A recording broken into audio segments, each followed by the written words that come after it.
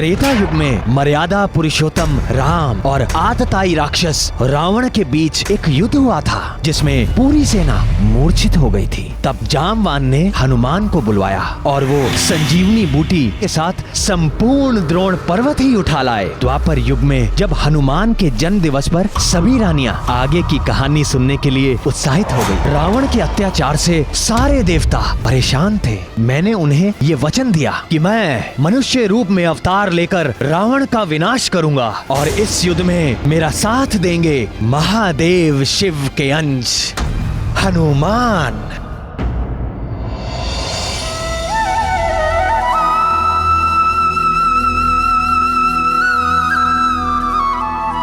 कर्म प्रधान विश्व करी राखा, जो जस करई सो तस फल चाखा।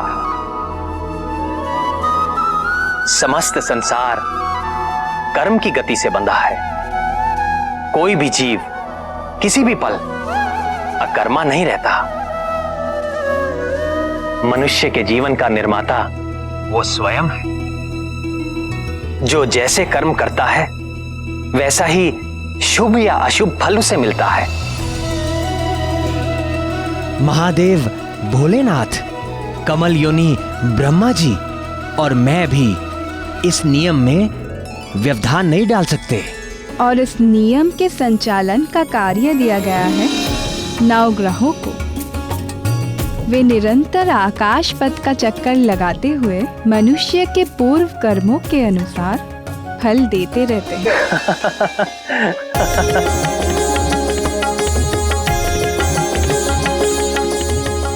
प्रभु, किस बात से आपको इतना आनंद आ रहा है?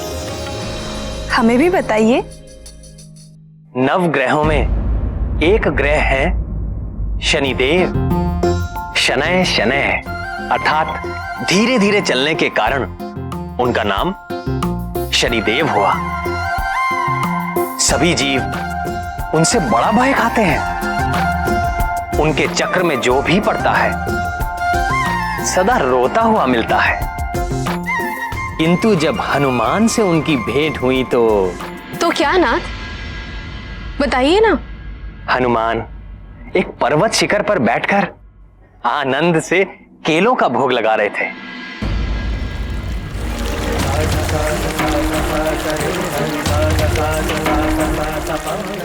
तभी एक धीर गंभीर स्वर ने उनका ध्यान भंग कर दिया। केसरी नंदन,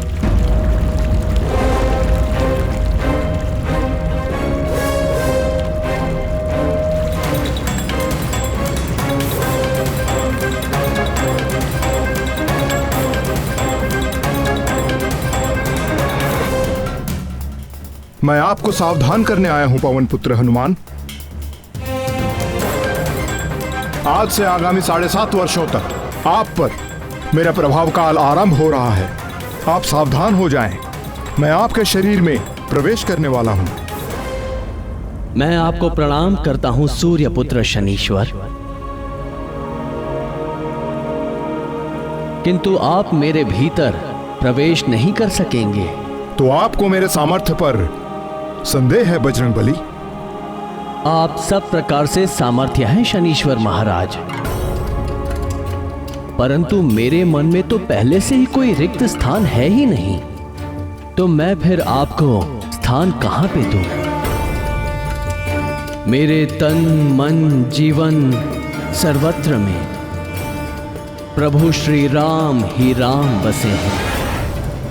आपको कदाचित ज्ञान नहीं है कि मेरे प्रकोप से मनुष्य तो क्या, देव और दैत्य भी नहीं बच सके हैं। 7.5 के 2.5 वर्ष मैं जीव के पैरों में रहकर उसे भटकाता हूं।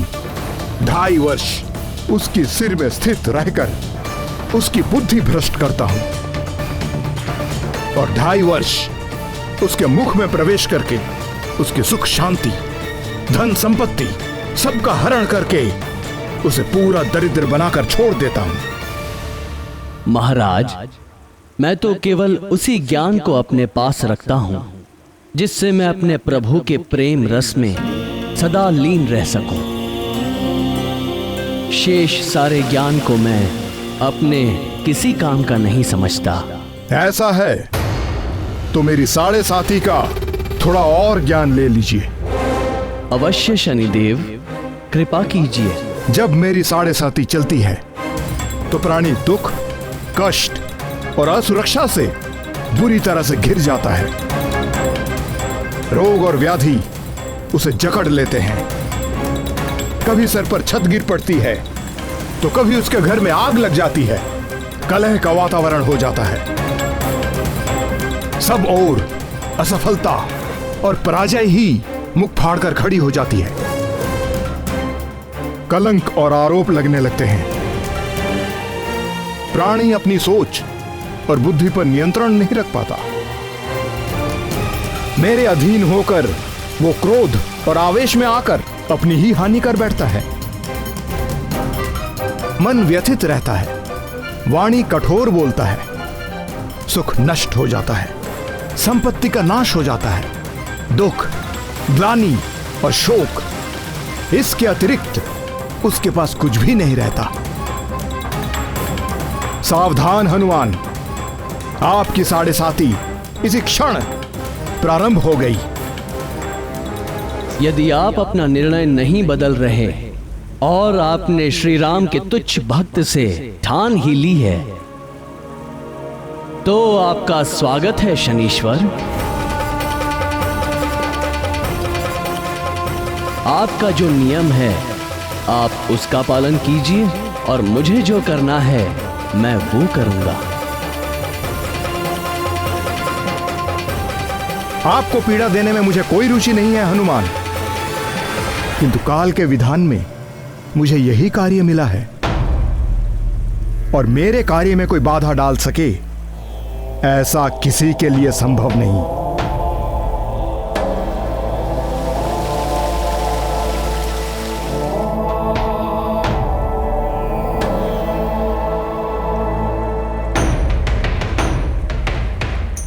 जय श्री राम, जय श्री राम, जय श्री राम, जय श्री राम, जय श्री राम, जय श्री राम।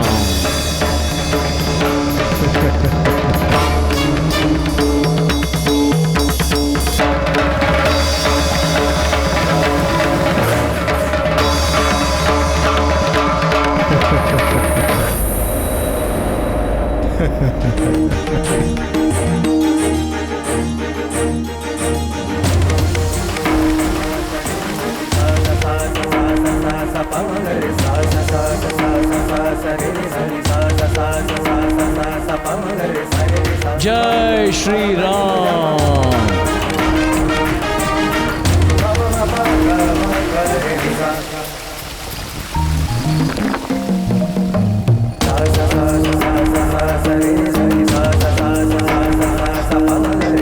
ये क्या कर रहे हैं पवन पुत्र? सिर में खुजली हो रही है महाराज। खुजली हो रही है तो तेल इत्यादि जैसा कोई उचित उपाय करो। नहीं नहीं महाराज, मेरे स्वभाव को यही उपचार भाता है। जय श्री राम।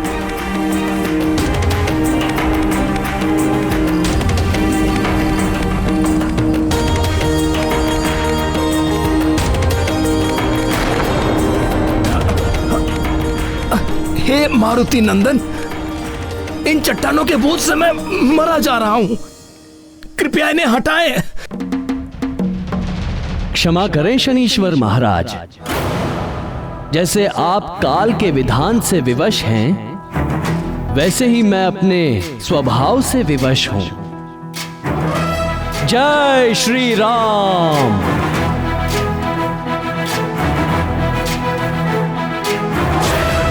ज्ञान गुण सागर जय कपी सति लोक उजागर। जय हनुमान ज्ञान गुण सागर जय कपी सति लोक उजागर। दूत अतुलित बल धामा अंजन पुत्र पवन सुत नामा। महावीर विक्रम बजरंगी कुमति निवार सुमति के संगी। जय हनुमान ज्ञान त्राहिमाम, त्रैवम बजरंगबली, जाकर मुझ पर मेरे प्राण निकले जा रहे हैं। क्या कह रहे हैं महाराज? आपको तो मेरे शरीर में 7.5 वर्षों तक रहना है। अभी तो 7.5 क्षण भी नहीं हुए। अपने प्राण बचा के रखिए। नहीं नहीं महाबली, मुझे क्षमा कर दीजिए। हे राम भक्त हनुमान, मैं आपके भीतर नहीं रह सकता। नहीं रह सकते तो निकल जाइए। मैं यदि स्वयं निकल सकता तो इसी पल आपको छोड़ देता, किंतु मैं यहाँ फंस गया हूँ। पूरा जगत मुझसे याचना करता है, मैं आपसे याचना कर रहा हूँ। मुझे जाने दीजिए। मैं आपको वचन देता हूँ कि आज के बाद मैं आपको कभी पीड़ित नहीं करूंगा। मुझे ही नहीं शनिदेव, आप चाहकर भी कभी भी किसी राम भक्त को पीड़ित नहीं कर सकेंगे, क्योंकि जिसके हृदय में राम का प्रभाव हो जाता है उसके ऊपर काल का प्रभाव काम नहीं करता। मैं सदा आपकी बात का स्मरण रखूंगा। हे रामदूत, कृपया आप मुझे जाने दें।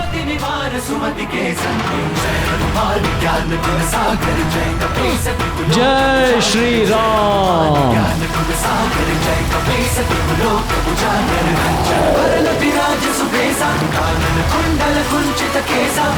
वज्र और ध्वजा विराजे, कांधे मूंज जनेऊ साजे। हनुमान ज्ञान गुण सागर, जय कपीस तिहु लोक उजागर। जय हनुमान ज्ञान गुण सागर, जय कपीस तिहु लोक उजागर। हे राम भक्त हनुमान, क्या आपसे मुझे थोड़ा तिल तेल मिल सकेगा? मुझसे तो नहीं मिल सकेगा हे सूर्यपुत्र, पर आज के बाद आपके दुष्ट प्रभावों से बचने के लिए भक्तगण आपको तेल चढ़ाकर ही प्रसन्न करेंगे।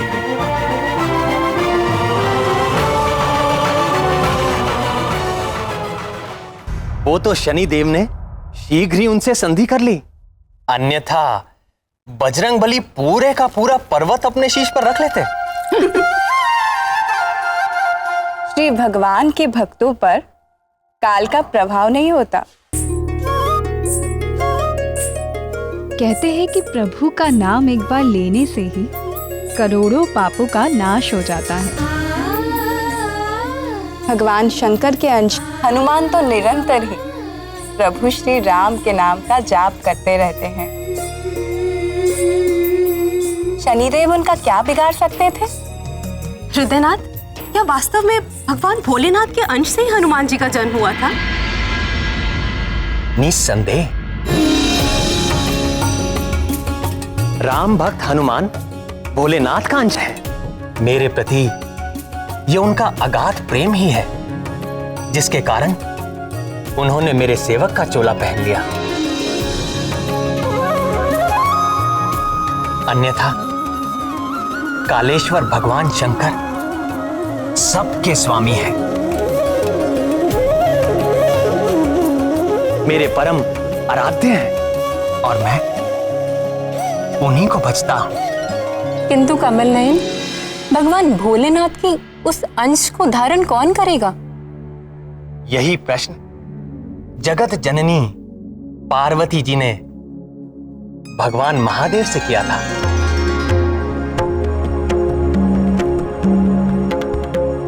अब आप ही बताइए, भोलेनाथ ने क्या उत्तर दिया था? स्वर्गलोक की एक अप्सरा है जिसका नाम है पुंजिकस्थला। स्वर्गलोक की अप्सरा? अप्सरा ने वानर को जन्म दिया, किंतु यह कैसे हुआ स्वामी? मेरी इच्छा होने पर महामाया सब कुछ संभव कर देती है।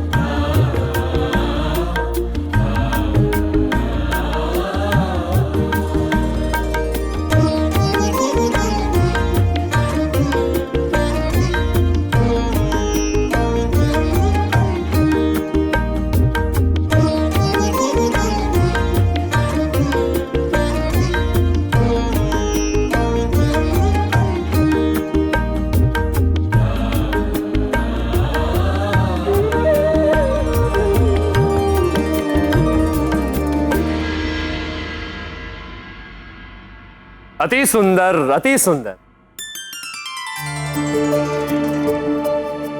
देवी पुंजिक स्थला, नृत्य कला में आप मेनका और उर्वशी से कहीं भी कम नहीं। यहां बैठे सभी देवता नृत्य के पारखी हैं, किंतु कोई भी आपके नृत्य में दोष निकालने में समर्थ नहीं। सब आपका अभिनंदन करते हैं।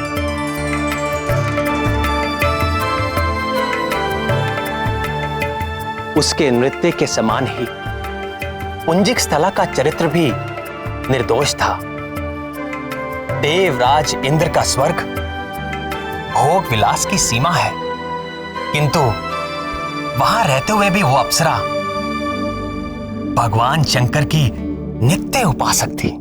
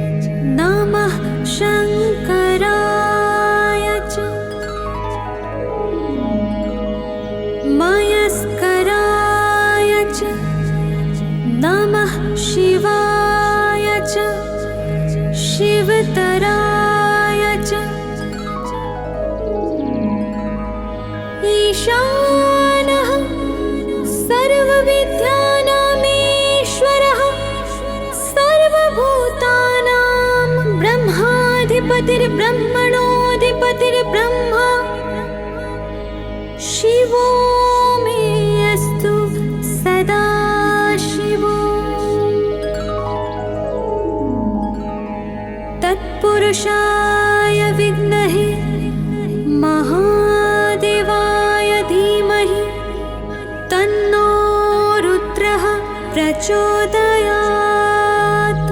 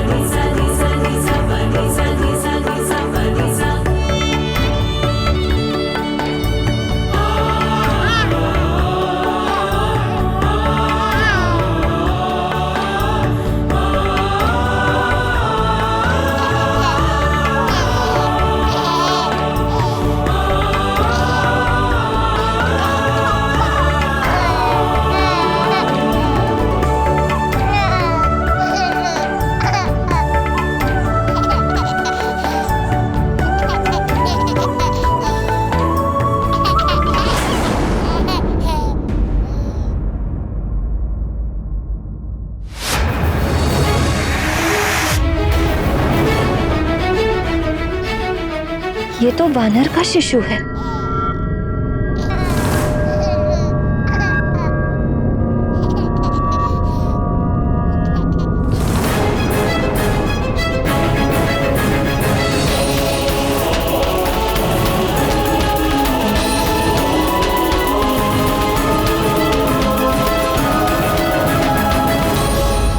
त्रेता युग में मर्यादा पुरुषोत्तम राम और आतताई राक्षस रावण के बीच एक युद्ध हुआ था, जिसमें पूरी सेना मूर्छित हो गई थी। तब जामवान ने हनुमान को बुलवाया और वो संजीवनी बूटी के साथ संपूर्ण द्रोण पर्वत ही उठा लाए। द्वापर युग में जब हनुमान के जन्म दिवस पर सभी रानियां आगे की कहानी सुनने के लिए उत्साहित हो गई। रावण के अत्याचार से सारे देवता परेशान थे। मैंने उन्हें ये वचन दिया कि मैं मनुष्य रूप में अवतार लेकर रावण का विनाश करूंगा और इस युद्ध में मेरा साथ देंगे महादेव शिव के अंश हनुमान।